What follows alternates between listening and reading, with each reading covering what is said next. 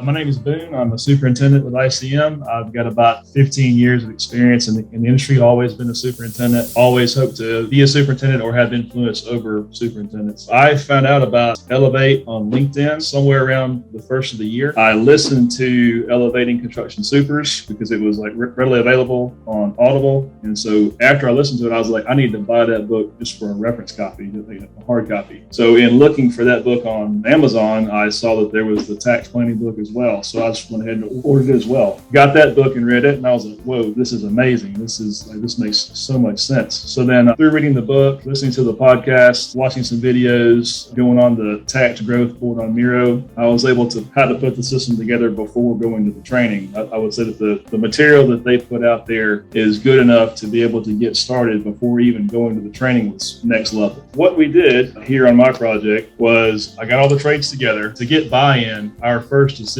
was how to slice the building up into tax zones. We collaborated on that with all the trade foremen, and then we created this pull plan for one of the zones. While keeping in mind, we have differences in each zone. Half my building is CMU block, half my building is steel and concrete. So we had to take all that into account. Then if you notice, if you look at this image of the pull plan, go back to the tax schedule, it looks familiar to each zone. So I think Jason said it before that a tax plan is basically a bunch of pull plans stacked on top of each other. Is that right? Correct. So that's exactly what we did. And then we also had some conversations just to foster buy-in. The first three areas have really high ceilings and a little bit more complicated. So we allowed for 2 weeks of stagger between those. But then after that, we had a 1 week stagger, and everybody was on board with that. That's how we arrived at this. And then also we had our really, I'm going to say our weird areas. We have our auditorium, which is a 10,000 square foot room with 50-foot high ceilings, lots of complexity in there. And then our stage and our lobby. So we actually did individual pull plans for each of those. But the beauty of this is we were able to show it in the tax schedule exactly how it was shown in the pull plan. I will say this, on a normal macro level schedule, you're going to have one line per zone because you're going to combine things in the work packages. But our trade foreman requested that we leave it broke out like this so they could see their individual scopes. But that was also helpful in being able to show our electrician, for example, he's orange. We were able to have good conversations with the owner of that company to say, hey, look, guys, this is basically a manpower loaded schedule, and your foreman's telling us he needs more guys. And so we're going to have that conversation with you to make sure we get the right guys we need. And so because of that, we're able to have those conversations early and protect the schedule. So that's how we arrived at ours. It's not as pretty, I would say, as some of the ones that you see on the website, but it's working very well for us. What I used to do before this, 6 months ago, is I would have to update the P6 schedule weekly. And then I would have to spend 30 minutes QCing it after hitting F9 to see what got messed up, to see, okay, where did I have a bad tie? What got pulled forward? But it doesn't really need to be pulled forward yet because it doesn't make sense. And it was like, you have to scroll through 30 or 40 pages of schedule to try to find out where your flaws are. And then you hit print.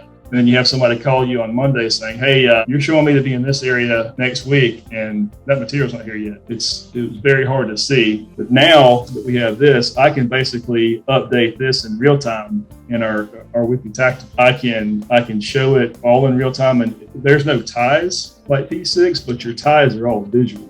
It's really easy to see where you have to be this week, next week, and 6 weeks, and then how your trade flows. I would say as far as the ease of updating and managing and seeing, it is a night and day difference between trying to use CPM. Some other benefits I have is the fact that it's on one page, it's very easy to distribute. We use Procore, and we have made this sheet the first drawing in our drawings in Procore. So now it gets pushed out to everybody, and so when they open up their drawings in Procore, that's the first sheet they look at. Also, they actually read it. If I hand a trade partner a 6-week look-ahead schedule, he's not going to read it. I mean, I was having to do a 6-week look-ahead, print it out, highlight the important areas, circle areas that were behind. Basically, I was having to do all this extra work to try to illustrate, hey, here's the plan. But now it's basically we flash it on the screen, we send it out, the trades actually read it.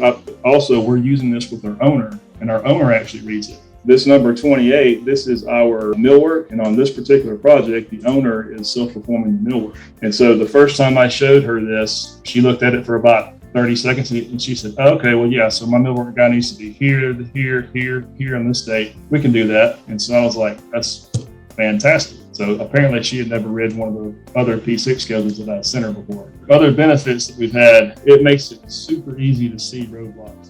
If you try to finish as you go, which is what part of the system is, then it's really easy to see roadblocks. If you try to get those commitments in the weekly meetings, try to force guys to commit to finishing as they go, and then all the roadblocks will rise to the surface and then you can go tackle them. One thing it does is it helps us really focus on what's important.